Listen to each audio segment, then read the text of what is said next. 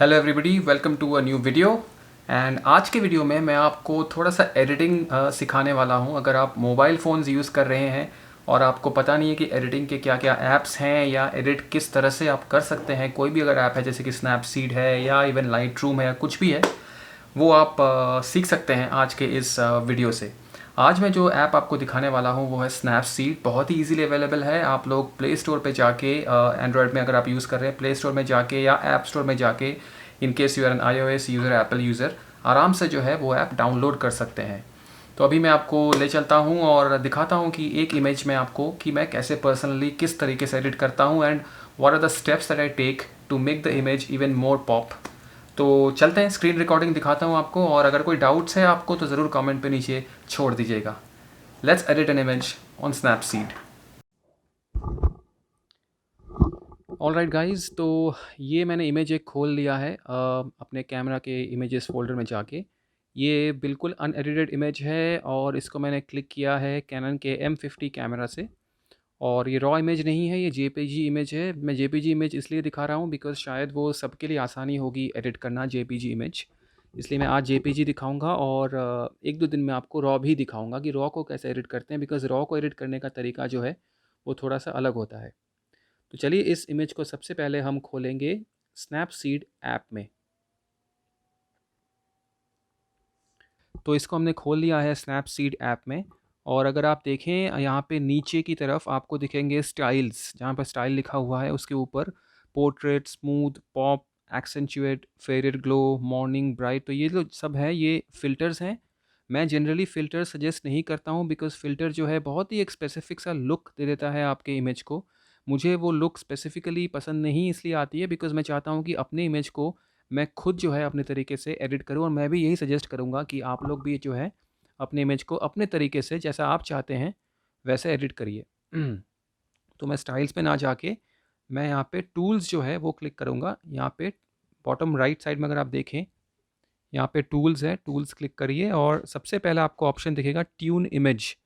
तो आप tune image में क्लिक करिए एंड उसके ऊपर अगर आप स्क्रीन पे ऐसे अपना उंगली, if you run your finger on the screen, आप डिफरेंट डिफरेंट ऑप्शंस यहाँ पे देखेंगे। सबसे पहला ऑप्शन है ब्राइटनेस का। टॉप में अगर आप देखें ब्राइटनेस जो है वो दिख रहा है कितना बढ़ रहा है कितना कम हो रहा है। तो डिपेंडिंग ऑन द इमेज मैं ब्राइटनेस कंट्रोल करूँगा। इस इमेज में काफ़ी ब्राइटनेस ऑलरेडी है तो मैं शायद थोड़ा सा कम करूँ। और उसके बाद अगला जो है कॉन्ट्रास्ट, मेरे को पंची इमेजेस बहुत ज़्यादा पसंद है तो मैं कॉन्ट्रास्ट थोड़ा सा ज़्यादा ही रखना पसंद करता हूँ। तो मैं कॉन्ट्रास्ट बढ़ा दूंगा। ऑल्सो दोस्तों ये आपको ध्यान रखना है कि आप ज़्यादा कुछ ना करें बिकॉज स्नैपसीड जैसे ऐप में या किसी भी एडिटिंग ऐप में ओवरडू करना बहुत आसान है किसी भी इमेज को।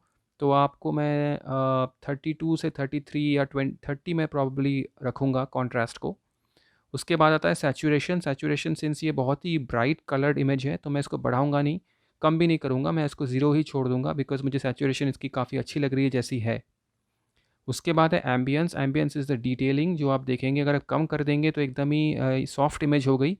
अगर मैं एकदम बढ़ा दूंगा तो ब्राइटनेस, ओवर एक्सपोज और डिटेलिंग जो है थोड़ी सी ख़राब सी हो गई। तो मैं एम्बियंस को जनरली छेड़ता नहीं हूँ इतना ज़्यादा, बट मे बी 4 या 5 के आसपास मैं इसको रख दूंगा। Highlights, highlights is the brightest areas of your image. अगर मैं हाइलाइट्स कम करूँ या बढ़ाऊँ आपको इंस्टेंटली डिफरेंस दिखेगा इमेज में। तो ये इमेज थोड़ी सी ज़्यादा ब्राइट है मेरे हिसाब से तो मैं हाइलाइट्स को थोड़ा सा कम कर दूंगा। May be 15 is a good amount. उसके बाद आता है शैडोज़। शैडोज़ आपके जो है ब्लैक एरियाज़ हैं, अगर मैं एकदम कम कर दूँ तो ब्लैक जो है एकदम क्रश हो गए, इमेज की डिटेल ख़त्म हो गई। अगर मैं एकदम बढ़ा दूँ तो भी जो है इमेज पंची नहीं रहा, इमेज में जो है मज़ा नहीं आया वो। तो मैं शैडोज़ को बहुत ही कम बढ़ाऊँगा, मे बी 4 या 5 तक रखूँगा। I think 4 is a good amount. उसके बाद लास्ट ऑप्शन अगर मैं देखूँ ट्यून इमेज में, वो आता है वार्मथ का।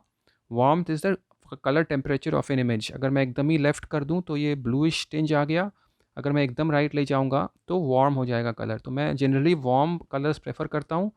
तो मैं लगा लीजिए अब 10 पे रख के मैं इसको छोड़ दूंगा। और उसके बाद ये जो मेरे इमेजेस हो गए हैं, ट्यून इमेज हो गया है, बेसिक चेंजेस जब मैंने कर लिए हैं, अगर आप एकदम बॉटम राइट में देखेंगे तो एक टिक मार्क का इमेज है, वो टिक मार्क मैं क्लिक कर दूंगा तो ये जो है चेंजेस आपकी इमेज में अप्लाई हो गए हैं।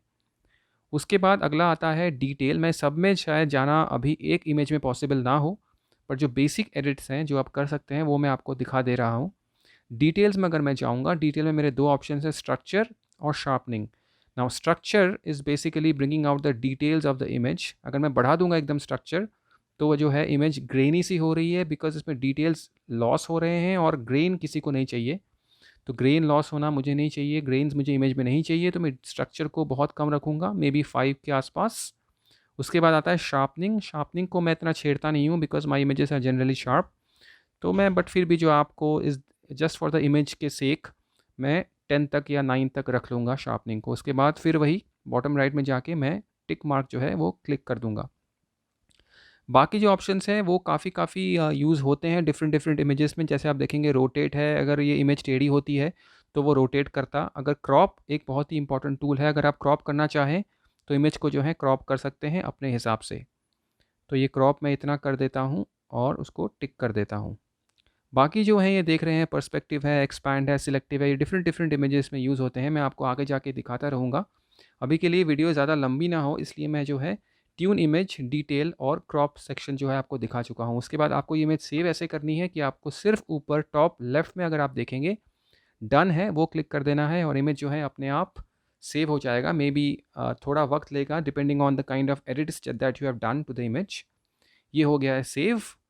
और इसको आप अगर जो चाहें तो आप स्नैपसीड के फ़ोल्डर में जाके देख सकते हैं। तो अगर मैं यहाँ जाऊँ, ये जो है मेरी एडिटेड इमेज है स्नैपसीड में। और साइज़ चेक कर लेते हैं इमेज का कितना है, डिटेल्स में जाके। साइज़ भी अच्छी खासी साइज़ है, 2.89 एमबी है, तो आप जो है इसको सोशल मीडिया वगैरह में यूज़ करने के लिए परफेक्ट है। सो ऐसे जो है आप स्नैपसीड में किसी भी इमेज को एडिट कर सकते हैं। बहुत आसान है दोस्तों, कुछ टफ नहीं है। और अगर आपको कोई भी इश्यू है, कोई भी प्रॉब्लम है, तो आप ज़रूर नीचे कमेंट पे बताइएगा और I will of course try to help you guys.